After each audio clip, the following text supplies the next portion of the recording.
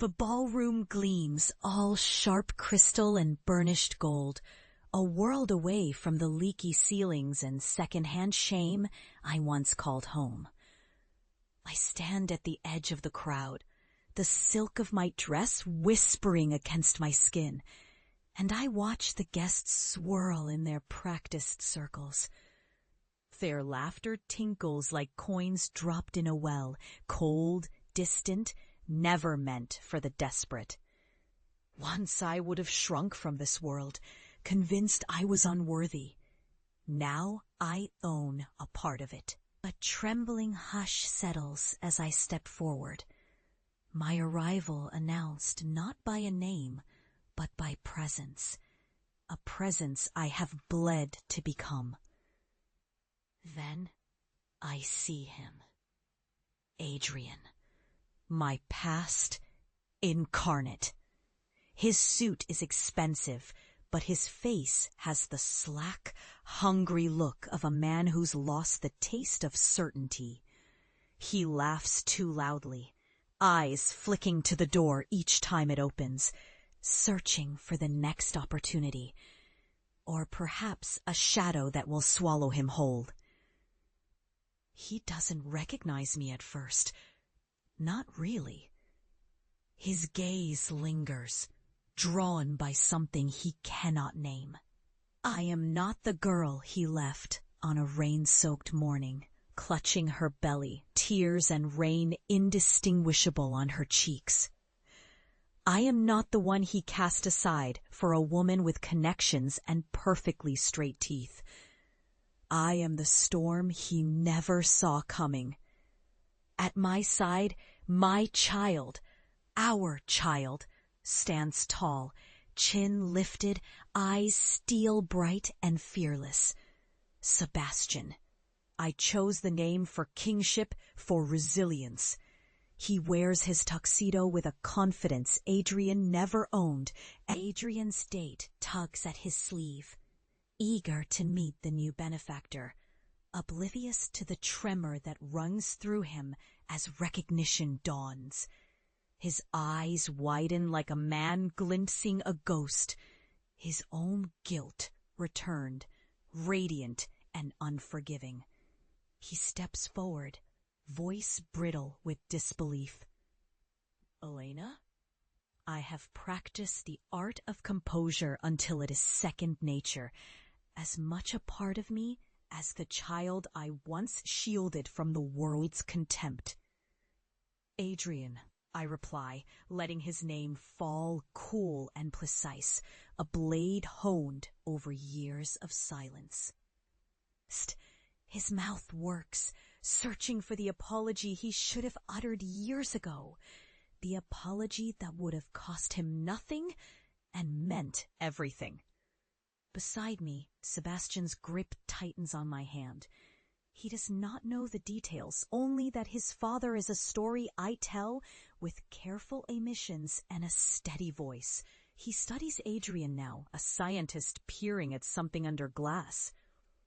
You look different, Adrian manages, eyes darting from the elegant sweep of my dress to the quiet poise of the boy at my side. You look well. I am, I say, and the words bloom in my chest like something forbidden and sweet. I am. A flicker of shame crosses his face, that he is not a man given to introspection.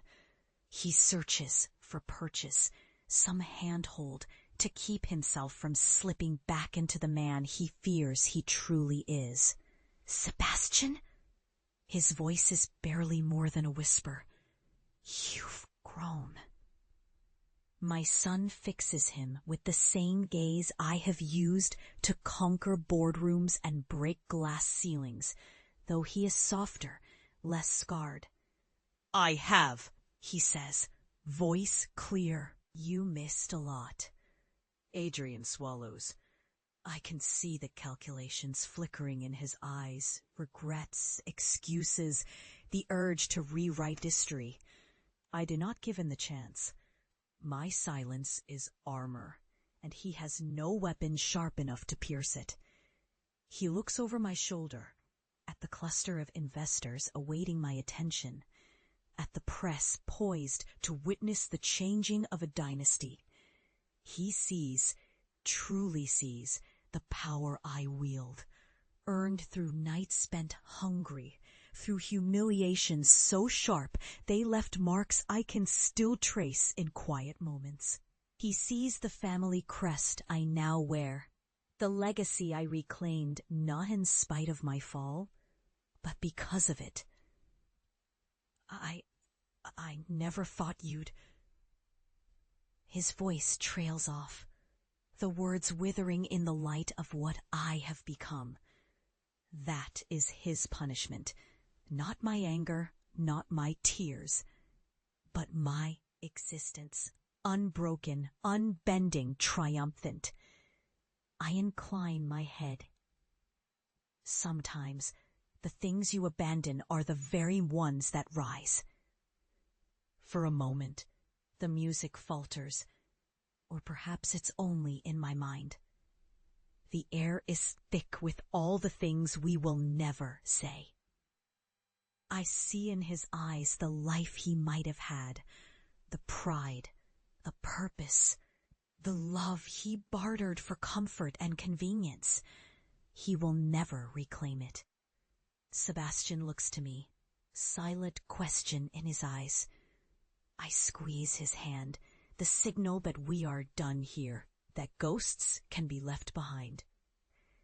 Adrian steps aside and we move past him, a living rebuke, radiant and whole. The crowd parts for me now, not out of pity, but deference. My pain has become my crown, my suffering, my scepter.